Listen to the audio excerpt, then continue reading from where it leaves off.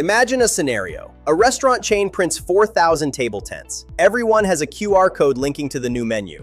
But 6 weeks later, every single scan hits an error page. Nothing happened to the code, nothing got hacked. The free trial just expired, nobody caught the renewal email, and every printed QR code quietly stopped working. The tents are all still sitting on the tables. They just don't do anything anymore. This is a very common scenario, and today, what actually makes a QR code generator safe are not the things most people check first. A secure generator protects 3 things: your destination, your data, and whether the code keeps working after it's printed. Most people ask, can this QR code get hacked? That's the wrong question. A QR code can't be edited after it's printed. It's just a pattern. The real risk sits one layer back, in the platform that created it. An unsafe generator can disable your printed codes when a trial ends, or quietly route your scans through a domain it controls.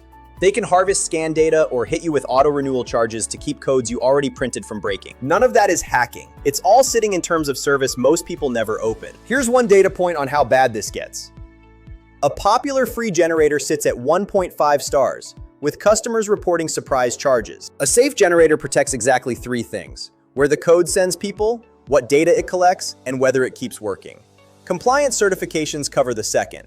The third, will this still work in 6 weeks, is the one nobody checks. First check, compliance certifications. This is the paperwork that proves a vendor's security claims aren't self-reported. GDPR governs scan data usage. HIPAA matters if a QR code touches healthcare, check-ins, billing, records. ISO 27001 means an independent auditor verified the security controls, not just a marketing page. So when you're considering QR code generators, ask the vendor for their audit report. A generator that says it takes security seriously without naming certifications likely doesn't have them. Uniqode, for example, is SOC 2, Type 2, GDPR, HIPAA, and ISO 27001 certified. Exactly what this test looks for. The second check is access control. People skip this because it sounds boring, but it's where most damage happens. Single sign-on means access ties to your company's identity system. When someone leaves, their access dies automatically. Authorized user access goes further. Editing a live code should require login, ideally 2-factor, with an audit trail logging who changed what and when. Without that, if a code's destination gets quietly redirected, you have no way to find out who did it or when it happened. Password-protected codes and age gating fall in this same bucket. They're both about controlling who reaches the destination once someone scans. For example, a QR code for sensitive bank info or age-restricted content should require verification before granting access. The third check is reliability and ongoing detection.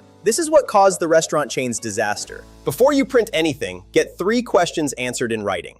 Does the code expire when a trial ends? How much notice do you get? Can you export the destination URL if you switch platforms? Uniqode provides static QR codes that never expire. Dynamic QR codes give you the flexibility to edit URLs later, and they remain active with no surprise deactivations.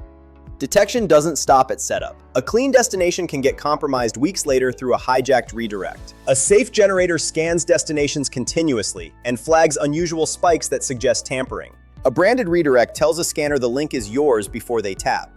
Generic domains give no verification. Now let's talk about why free generators keep getting flagged. Search Reddit for QR code generator and you'll see the same complaints. Printed codes stop working when trials end. Scan data, location, device, timestamp gets collected and often monetized without clear disclosure. Some free tools even insert ads between the scan and your destination, a screen you never approved. Every one of those is a business model choice, not a security flaw in the QR code itself. If you're scanning, check the domain before you tap. A branded domain is a good sign. A random string is not. Use your phone's built-in camera instead of a third-party app. Skip codes with no visible source or branding. Keep your phone's OS updated. Those updates patch the exact gaps scammers rely on for quishing. Ask one thing: if I stop paying, what happens to the codes I've already printed? Get that answer in writing. To summarize, check certifications, access controls, and reliability guarantees before you print at scale. If you want a platform that's SOC 2 Type 2 compliant and GDPR, HIPAA, and ISO 27001 certified, check out Uniqode.com. The link is below. Now let me address some common questions I get. First question is, if my code gets disabled, does that mean the platform is doing what I just warned about? Not necessarily. There are 2 reasons why a code could be disabled. One is a billing issue. A trial lapses or a renewal is missed, and a working code gets disabled for a billing reason that has nothing to do with safety. The other is a platform actively catching something, like a malicious redirect. Uniqode, for example, cross-references every linked URL against a continuously updated phishing blacklist and disables a code immediately if its destination gets flagged as malicious. Another question I get asked is, what is a platform actually doing on the back end to keep accounts and links secure? On the back end, safe platforms use HTTPS, active abuse reporting, and account-level MFA and SSO. Finally, I get asked, does the domain the code redirects through actually matter, or is that just a branding preference? Branded domains aren't just cosmetic. They increase trust and can lift click-through by roughly a third. Choose security first. Start with Uniqode today. Secure your brand, your data, and your destination.